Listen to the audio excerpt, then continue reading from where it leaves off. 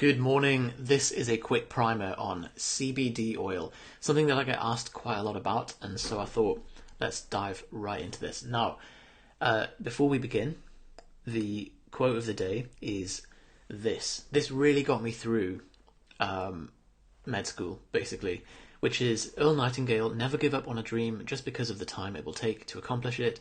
The time will pass anyway.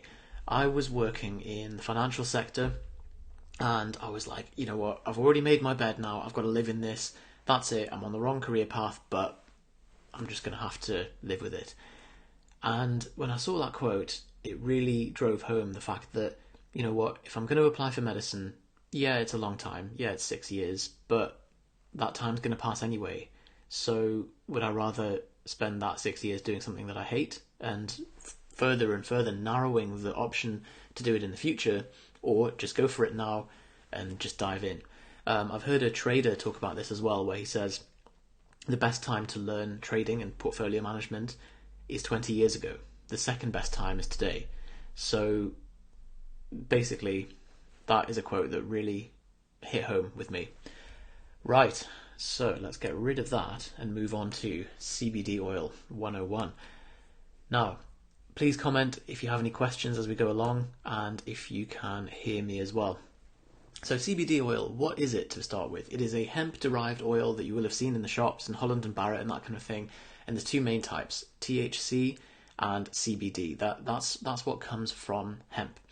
THC tends to be the psychoactive component that we all know about, and then CBD is the more anti-inflammatory and kind of widespread systemic component of the same plant. What CBD oil is that they've isolated the CBD portion of hemp oil, and they've enriched the oil with CBD and depleted it of THC. As a result, we end up with different effects to if you were to just take marijuana oil, for example, or just smoke cannabis. Now, there are two receptors. This was the simplest diagram of a receptor that I could find. Basically a jigsaw puzzle between ball and cup. When the ball is in the cup, it causes a sequence of downstream effects within the cell that then causes the expression of certain genes or proteins or whatever, so that it produces an effect. Now, we have two receptors in the body with regard to CBD, or to the cannabinoid receptors rather. So these are CBD1 and CBD2. CBD1 is the one that's typically activated by smoking marijuana. That is the psychoactive one. It's prone to tolerance, and that's what really has all of the classical effects of cannabis. So the reduction in motor control, which is why they say you shouldn't drive, attention deficits, improvement in mood, reduction in short-term memory, and the classic munchies as well. Now, this receptor is heavily expressed in the central nervous system, in the brain, and it's quite prone to tolerance as well. So you can saturate it, and then if you have too much of it over time, you need more and more to get the same effect. That effect is known as tachyphylaxis, if you want to sound smarmy. So CBD2, or the cannabinoid receptor 2, is the one that is triggered by CBD oil, and this has more of the anti-inflammatory effects. There's less expressed in the brain and nervous system. It's more peripherally, and funnily enough, these receptors are actually everywhere in the body, in all organs, including the liver and things. So there's quite a widespread effect from taking any of these compounds, and this kind of explains some of the widespread system effects that we're going to go over in a second.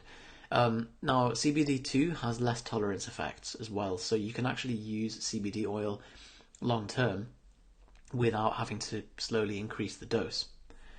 So that's a quick primer on what it actually is. And CBD stands for cannabidiol, or cannabinidiol, and THC, I can't remember, it's a long word. Tetrahydrocannabinol, that's it. So what it is not, a lot of people see CBD as this absolute panacea, the thing that's just going to save the world, and it's the thing that Big Pharma are hiding from us all because it's the cure for all disease and no one wants you to know about it. And that's very much tinfoil hat fear-mongering. And if Big Pharma, a multi-billion-dollar industry, recognise this to be an effective and reliable treatment for anything, they would be the first ones on it to leverage it and sell it at a massive markup. So don't worry about Big Pharma. They have, for all their flaws, they're not hiding the cure for cancer. Now, panacea, not so much. Cure for cancer, not yet. But there is some promising stuff about that we're going to cover in a second. In any case, though, the people who ask me about CBD tend to have already made up their minds. And I find that really interesting. And even Ian asked this question, CBD oil, any real-world benefit for gym users? So I don't know whether you already take CBD, Ian, but the way the question is phrased, even, you're asking about the benefits rather than what are the risks. And so there's already a pre-framing of what we want the answer to be about CBD oil. Now, I have to say, I've personally not tried CBD, so I can't comment on personal sort of anecdotal effects, but I'm relatively neutral to it until there is more data that comes out on it. Anyway, there are some benefits and there are some risks, as with most drugs. To start with, the benefits. Any questions as we go along, let me know. I may have misread your comment, Ian, but if you have any other thoughts or if you've got some experience of using it, please let us know. Social anxiety disorder. So this has quite small sample sizes to begin with. The first study I found was a sample of 10 people, and there was a follow-up one of 60 people. So again, very early preliminary phases, but it does seem to be promising. It reduces people's social anxiety in terms of social interaction, but specifically only if they have a fear response to speaking to people in the real world. So for people who don't have an established social anxiety disorder, there is little benefit, little effect that this can make. The proposed mechanism is that it modulates the limbic system, which is the kind of reptilian, animalistic side of our brains that kicks off first when we feel like we're under threat, for example. Depression, there is some limited benefit or evidence towards depression as well. I can go into more of the data on that if you like, but it's still quite sparse. PTSD, again, these all come in case reports. So the emerging trend that you'll see, and this is why I'm so non-committal about CBD, is that currently the data is still just growing. It's in the early phase. There's only case reports of the odd person that is seeing a benefit from it. And admittedly, some of these benefits are quite impressive if they are genuine.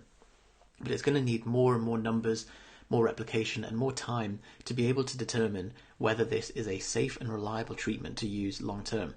So PTSD, for a child that was struggling to sleep due to PTSD, they found that CBD was extremely effective for them. And similarly with behaviours such as OCD style tics and that kind of thing too.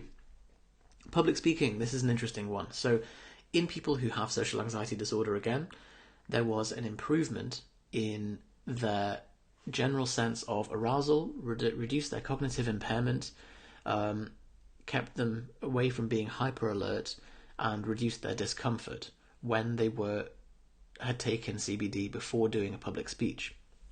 So, yeah, we see here reduction in cognitive impairment and anxiety, reduction in discomfort, and decreased alert doesn't make sense in their anticipatory speech.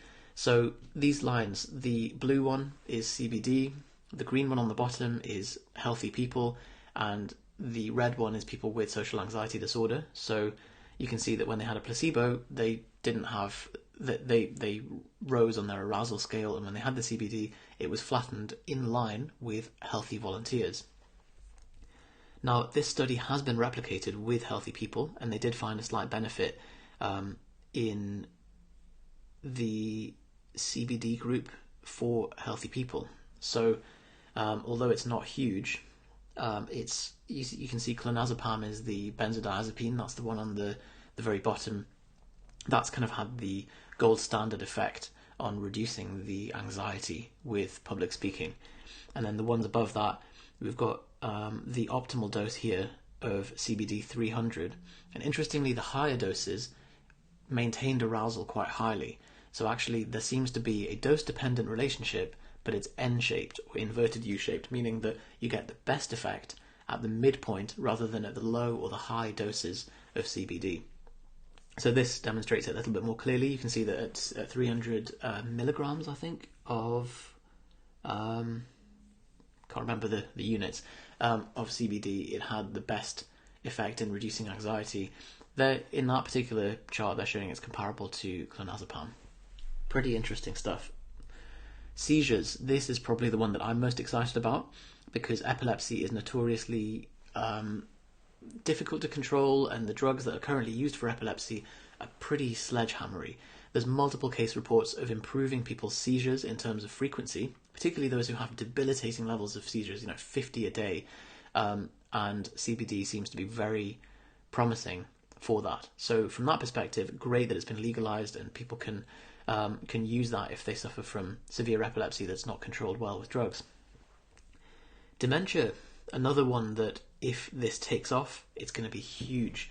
So long term, there is a mechanistic improvement in reducing neurodegeneration with people who have dementia.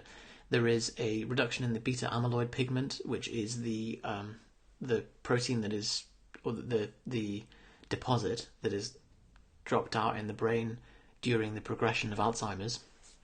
So being able to limit that is huge if it can actually mean that it delays the onset of Alzheimer's in people. The other impressive thing is in the short term, it can seem to reduce agitation and improve social recognition. This is huge for the friends and family of people who are suffering from Alzheimer's or from dementia, because it's really heartbreaking to look into your grandmother's eyes and she doesn't know who you are, she doesn't recognize you.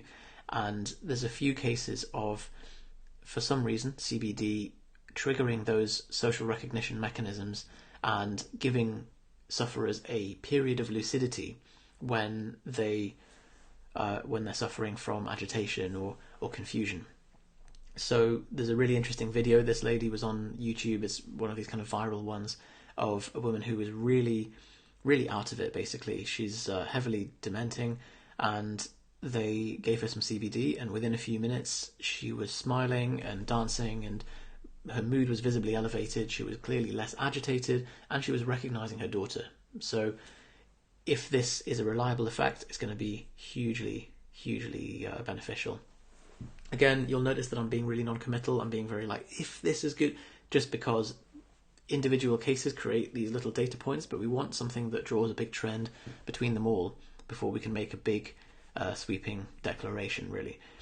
So pain, as I mentioned, some of the CBD2 receptors are expressed in a widespread way throughout the body, and there is a suggestion that they produce their anti-pain effect by releasing opioids endogenously in a peripheral, in the local area to where the pain is. So it could be another tool to the belt, another string in the bow of the painkiller ladder of drugs. So marijuana, there are some effects of CB1 receptor. Did I say CBD? Which are specific to marijuana, to the CB1 receptor. So these are particularly multiple sclerosis and anorexia.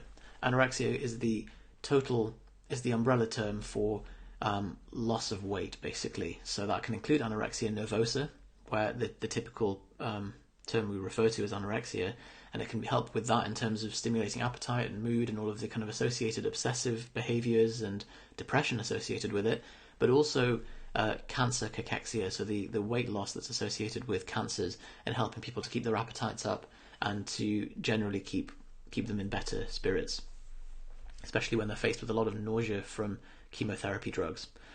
It can potentially reduce intestinal inflammation as well. So this is back to CB2, where it may have an implication for inflammatory bowel diseases, which would be ulcerative colitis and Crohn's, as well as irritable bowel disease, which I talked about a couple of weeks ago. So if you haven't seen that and you suffer from irritable bowel, check that out over the last few weeks in the video section. Also, anti-tumour targets. So this is what I said about, it's not yet the cure for cancer, but it may be something that in the future we can develop as a cancer target, and it's it's another string to the bow.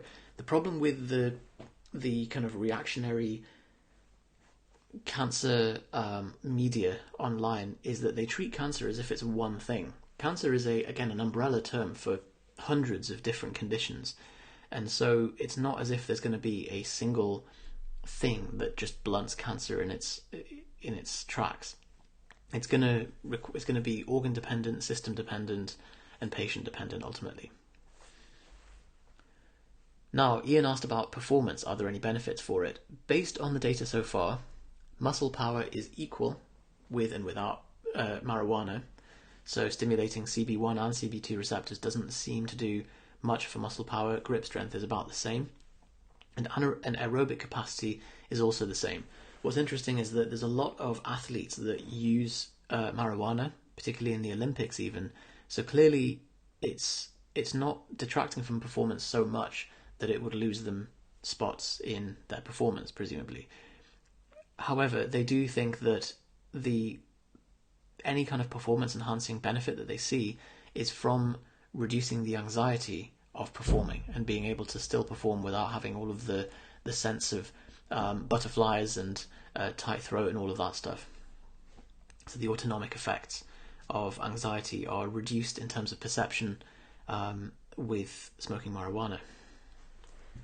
Right, so we've covered some of the benefits, just as a quick run through of some of the data it's all preliminary, but we'll see. Risks.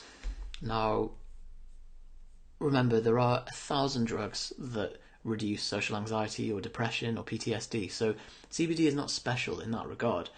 Many drugs have a big cascade of effects on different receptors in the body and different systems. Unfortunately, we're not developed enough to have such smart drugs that they only affect one tiny thing, and every drug has a side effect. Every effect will have a side effect as well. So sometimes these are proportional to the therapeutic benefit, and sometimes they're way off. And so this is where we need to be quite careful and to say, let's give it some time before we jump in with both feet with CBD.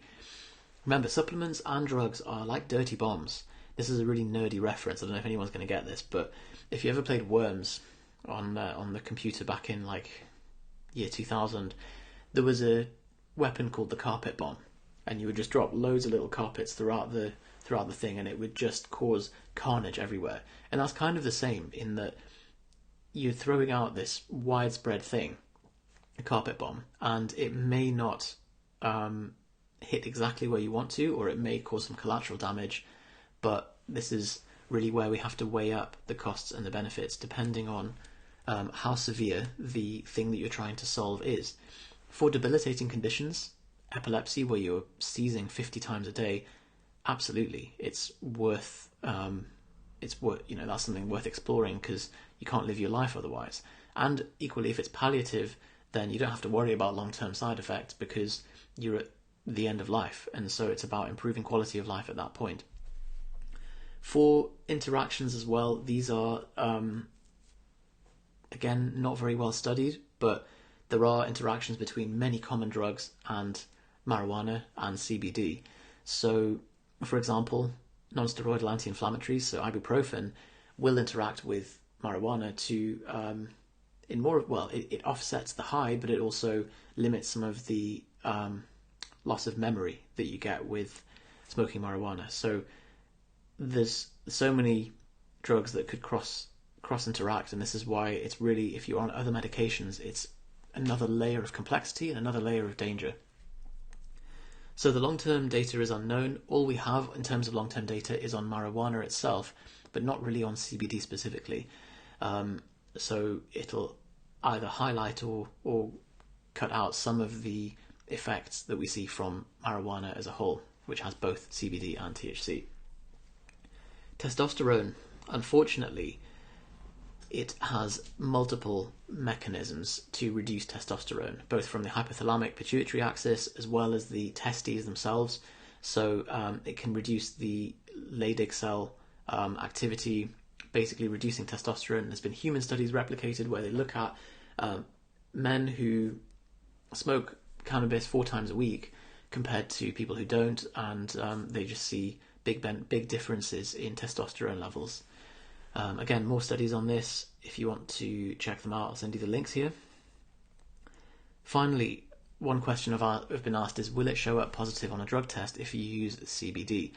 Yes, it probably will, because there are trace amounts of THC, so depending on how sensitive the test is, it may show up positive on a drug test. So that's something also to bear in mind, particularly if you are in a job that requires drug tests, or if you're competing in something where you might get spot tested. That's it for CBD oil. Quick run through. Again, very non-committal, very neutral, but my advice would be to hold out for the long-term effects. See what happens over the next few years. It's potentially very promising and potentially huge if things do take off. But if you have a severe problem and you're really looking for something to desperately solve, then speak to a GP. This is something that Jo mentioned, for example, that she'd slept really well having tried it after a recommendation for her hip arthritis, and this is where you're weighing up the difference between something being debilitating and really affecting your life, your quality of sleep, and the potential risks of this. I don't think the risks are huge. I'm not saying that this is like we're all going to die from CBD in the next 5 years from something that we don't know about. I'm just always very cautious with this stuff, and I prefer other people to be the guinea pigs before we adopt these as long-term self-medications. So that's it, guys. I hope that was a useful run-through on CBD 101, and I'll speak to you next week.